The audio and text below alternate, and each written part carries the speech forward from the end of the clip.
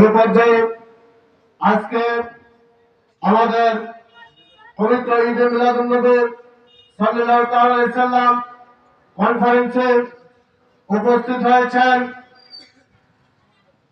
চান্দিনা পৌরসভার জনরঞ্জিত জননেতা সাবেক মেয়র জনাব আলমগীর হোসেন খান। উনি আমাদের মাঝে এসে উপস্থিত হয়েছেন। ওনাকে আজকে কনফারেন্স থেকে আন্তরিক ধন্যবাদ ও মুবারকবাদ জানাচ্ছি। ওনার আসন গ্রহণ করার জন্য বিনীতভাবে অনুরোধ জানাচ্ছি।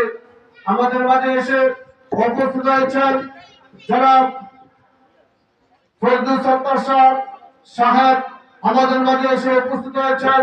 ওনার আসন গ্রহণ করার জন্য বিনীতভাবে অনুরোধ করছি।